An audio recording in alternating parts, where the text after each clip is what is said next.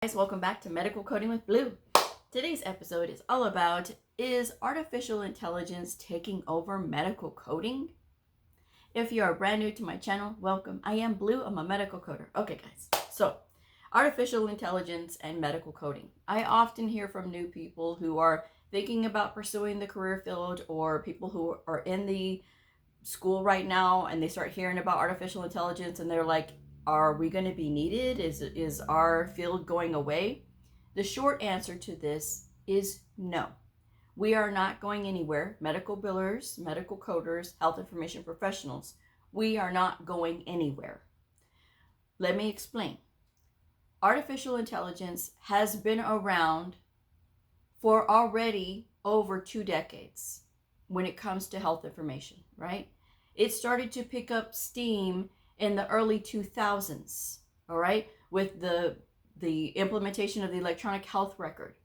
The electronic health record for medical records really kind of started the ball rolling, right? Because now there's this technology that can help to have records that are typed instead of handwritten, where, you know, the coder is not really going to know unless they know that provider and how they write.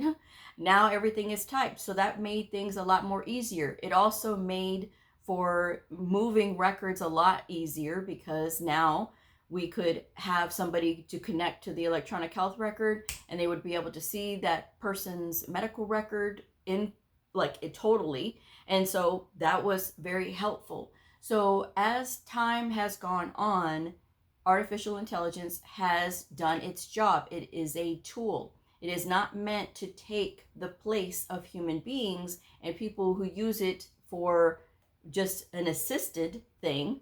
It's not meant to take over people's jobs. Now, computer assisted coding was right behind the electronic health record coming onto the scene. Computer assisted coding was starting to be programmed to see diagnosis and procedures. So what it could do is it could recognize words. Now, it doesn't mean that it can understand when some words have meanings, double meaning or triple meaning. There are some words that have multiple meanings depending on the context. For example, the word fall. I talk about this a lot because I've seen it myself. Computer assisted coding saw the word fall in the medical record.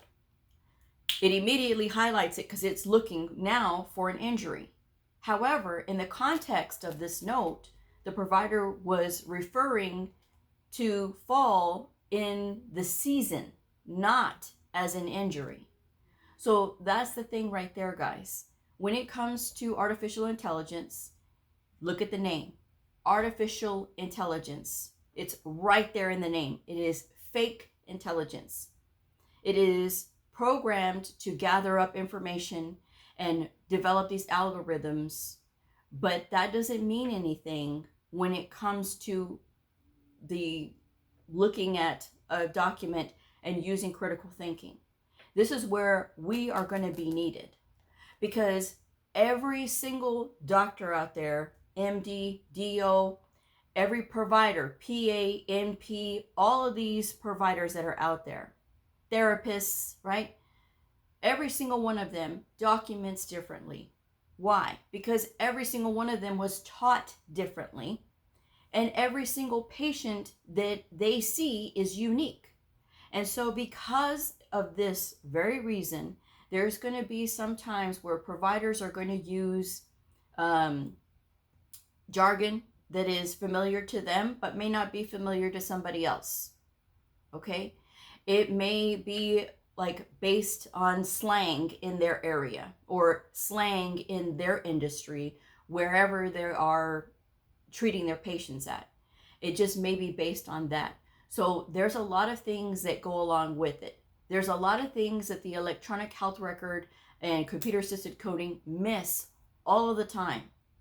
And that is why coders will still have jobs. Medical billers will still have jobs. Health information professionals will still have jobs, because of the simple fact that artificial intelligence is dumb. It is fake intelligence, and it does not have the ability to critical think or to reason like we do. This is why I tell you all that it's very important that we make sure that we continue on with our education. I have always said, for me personally, when I finally understood the industry that I was in, I said to myself, we have to know what doctors know while never having gone to medical school. That is a tall order, but it is the truth, right?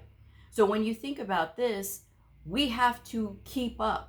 And even though, yes, we didn't have years of chemistry and all these other things, we still have to be able to understand what it is that they're documenting so that we can make sure that the codes that we're selecting are correct. And so because of this, I have always conditioned myself to continue to study. And this is what has helped me to be successful in this career field. It is possible to be successful in this career field as long as you have that mentality and you don't freak out over these artificial intelligence claims. When I was in school 17 years ago, 18 years ago now, probably, they were talking about artificial intelligence back then. Did it scare me? No, because if you're thinking about it, if you really truly know what our industry is, you're going to know that it is going to be nearly impossible to do, because not everybody's going to document the same and not every patient is the same. We do not fall into this category, that category, this category, that category.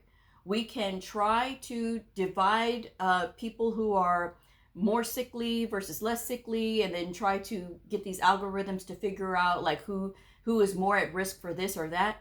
Sure, and that can help us with a lot of really good data, but it's not going to change the fact that we still have to look at this as human beings. And it is the same thing, because even now doctors are threatened with artificial intelligence. Oh, the artificial intelligence will be able to do surgeries. Well, don't you think that a doctor's still going to have to look at all of these things for that patient? So let's not jump and think that, oh, it's going to take it and it's going to go right away. And anybody who says this is clearly not in our field, does not know what we do, is clearly ignorant to all of the things that we do have to do as health information, medical coders, and medical billers. There's a lot of things that we have to do, a lot of things that we have to learn along the way. And like I said, every single provider is unique, just like every single patient that they see is unique. Medical coding is nothing like medical transcription, how medical transcription was. Everybody said, well, look at what happened to the medical transcriptionists.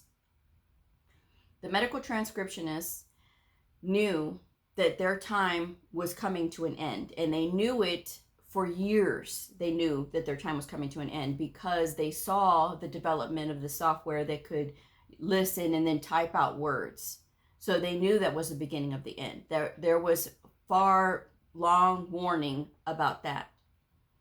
But typing and listening and using transcription and doing all the transcription things that they have to do, and they have to know like certain brand names, they have to spell them correctly, they have to make sure the certain words are capitalized and all these kinds of things, because this is a legal document, right? So they need to make sure that all the punctuation, everything is correct.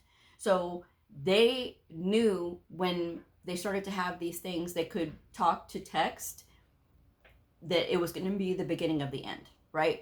They all knew it. But that is a work type situation where you are physically doing an action of listening and typing. You're listening to what you're typing. And yes, you do have to know where the capitals go. You have to know about all these things, the formatting and stuff, but it's not like medical coding, where medical coding has rules.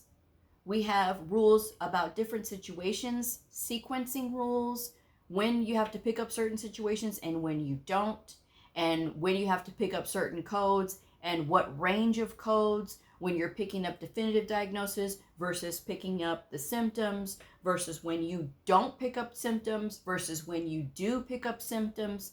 There's a lot of things that go into this. So it is not as cut and dry as what transcription was. Transcriptionists work extremely hard because they have to listen and they got to pay attention to all of these things, and they have to listen to the provider's voice. And sometimes if they're speaking and their voice isn't clear, that's another problem that they have. But again, when they started having that talk to text, they knew that they were on their way out. with medical coding, this is so complex that, again, the artificial intelligence, the fake intelligence, is not going to be able to do the same thing as we do, having critical thinking. What is scary right now is that people are getting shorter and shorter with their attention span. This is why I tell y'all I do not do TikTok. I do not do TikTok because of the simple fact that everything is in 10-second, 15-second increments.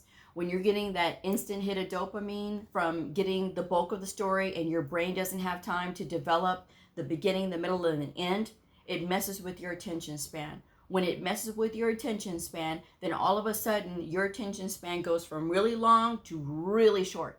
And what happens then is that whatever is put in front of you is what you're going to listen to. You're not going to listen to anything else, because whatever's put in front of you, you're not going to exercise critical thinking.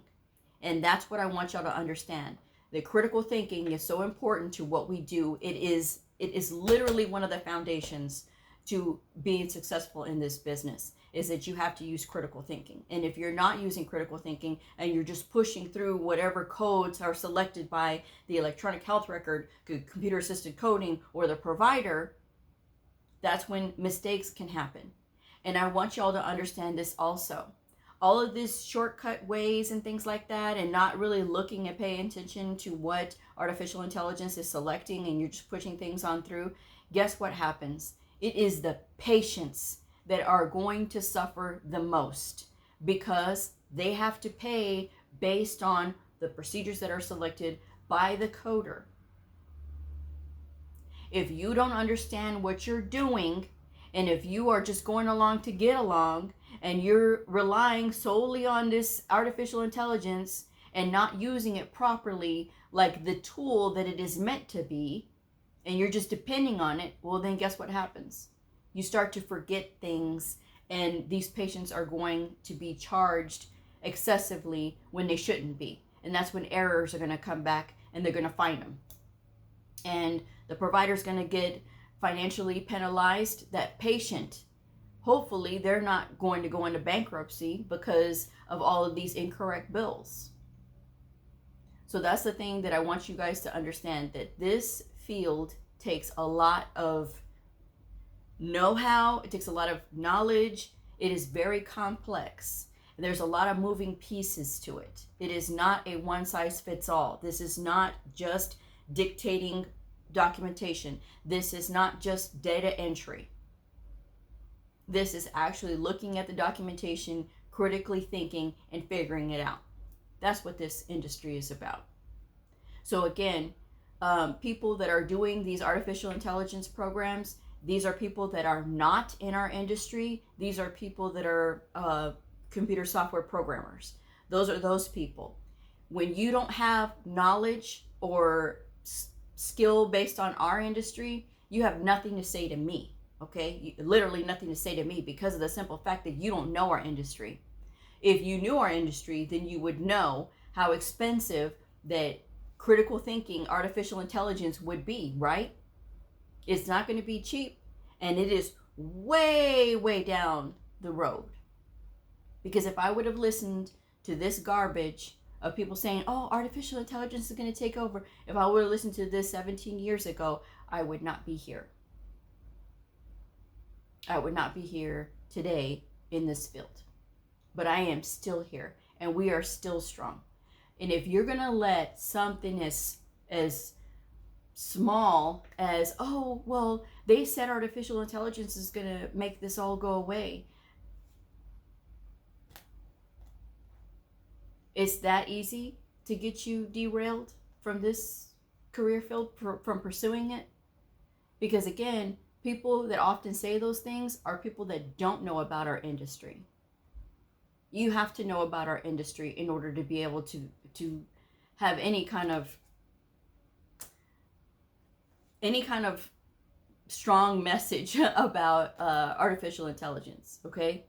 Artificial intelligence is a tool, and it is meant to help us in our productivity. It is meant to help us to get sharper with our code selections, and to possibly explore further details that we never thought of before, that we never considered. That's what it is designed for, truly. Not to take our jobs away, because it will select inappropriate codes quick. It will also incorrectly select sequela. If you know anything about sequela, sequela requires when you have an injury, right, and you have a condition that is related to the original injury. Say, for instance, you get a scar, and you know you need to select the scar code, and then you need to select the injury, and then that seventh character for S for sequela, and then however it happened, you know you need to have all those three codes there. Does artificial intelligence know that? No. It will select whatever it sees, and then if the provider says sequela, it will choose a sequela code, but it won't have the manifestation. It will not have the external cause code. So that's the thing that you all have to understand, that we are not going anywhere as health information professionals, medical coders, and medical billers. We're not going anywhere. And the more that we educate ourselves, the more that you'll be able to see exactly what I'm talking about. But in the meantime, in between time, we need to use artificial intelligence for what it is, and it is a tool. Okay? So use it as a tool. If it helps you to look for something that's more specific, great. But do I agree about using all of these apps to help you to study medical billing and coding? Absolutely not. Asking it questions, right? And then they're putting out whatever they gather from the algorithm about that particular subject, and they're giving it. Well, that information is not always correct. Like 95% of the time, it's not going to be correct, or it's not even going to be related, or it's going to be related to something else, but not exactly what you're talking about. And again, people have seen it. They've said, I've seen people who say, well, I teach classes and I use that. You should never use that. You should never use that. Everything should come from those books. Everything should come from those books, because that's how people are going to learn. Students will learn with that. Now, the reason that I can say this is the reason I can say this. All these videos that I have put out where I'm talking about how to study, what to study, when to study, and all this good stuff. Time and time again, especially in the last couple of weeks, I've been getting people who have said, Blue, I passed. 2 people in a 3-week period have passed the CCS with a 338. A 338 score. Now that is incredible. And they were both first-time test takers for the CCS. The CCS is a Mastery Medical Coding Certification. So I know about what I'm speaking. And I've seen people, same thing with the CPC. Blue, your tips helped me to pass the CPC. I'm not even with AAPC. But I know what I'm doing when it comes to this field. So that's the thing that you all need to understand. That I'm coming from a place of experience, of knowledge. And even though, yes, all those tools are out there, it doesn't mean that it's going to replace my brain. And I refuse to use any of that. Just the same reason why I refuse to go on TikTok, because I cannot, in good conscience, contribute to people's shortened attention span. If you are finding yourself with a very shortened attention span, that is something that you should work on critically, because that is something that you cannot lose. Your brain needs time to have a beginning, a middle, and an end to the subject of whatever you're trying to learn about. And when you have that, it helps you, and you're going to be stronger than you ever imagined, because you have that critical thinking. And whereas there's a lot of people that are out there, they're just lost and confused, and they're just so scared that this artificial intelligence is going to take over. And I'm telling you now that it will not. It will not. People that run around and say that it is are people that do not know. They're software developers thinking that they know and they don't know. There's a lot of people who speak about our industry like they know and they don't know. And if they've never been in it, I take their words with a grain of salt, because literally it means nothing to me. Unless it's somebody else in the field that knows or has some kind of firsthand knowledge or whatever, then maybe that's something different. But also look at their motivation as well, because there are some people that they're motivated by different things. And sometimes if people are burnt out, they may be saying things that, they otherwise wouldn't have said if they weren't so burnt out. Okay?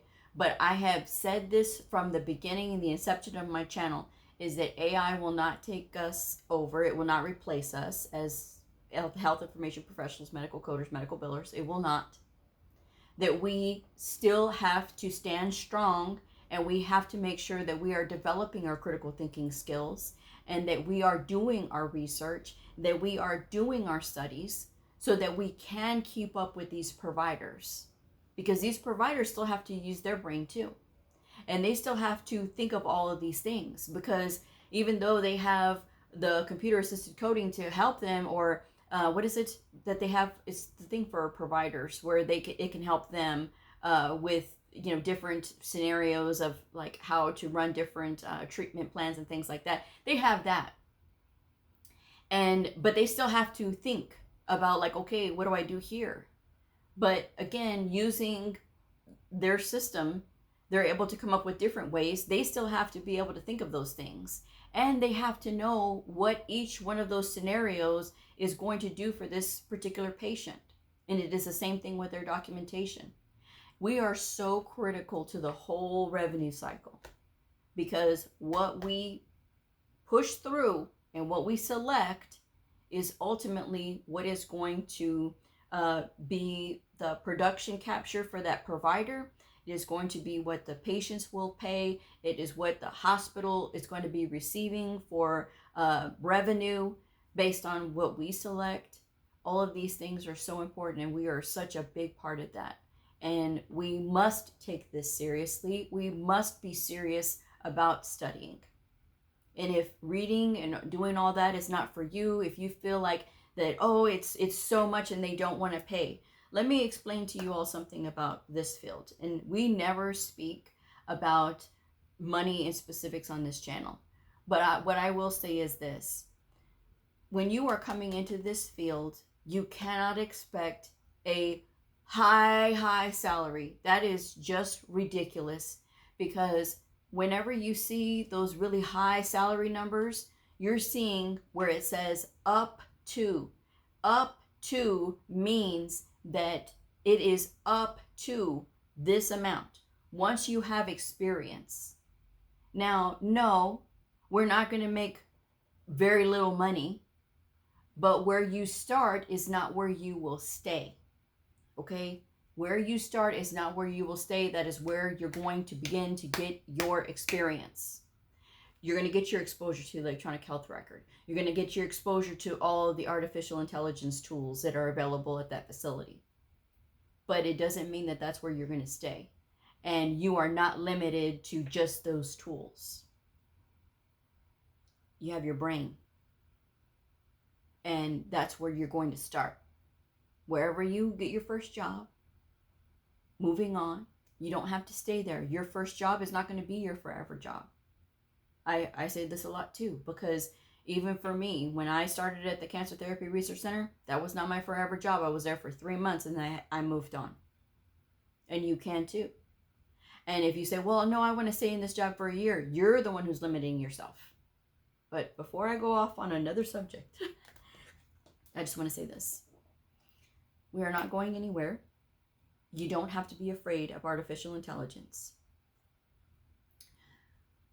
There will be some administrators in doctors' offices or hospitals that will think erroneously that, oh, well, we have the electronic health record, we can work with it. And then they won't hire coders, right? But then guess what happens? Their claims start getting denied. Well, it's the electronic health record. Well, it's because the provider didn't document correctly. No, then they find out it's the electronic health record, because there was nobody there to look at what was happening. Then guess what? they have to do. They have to hire coders.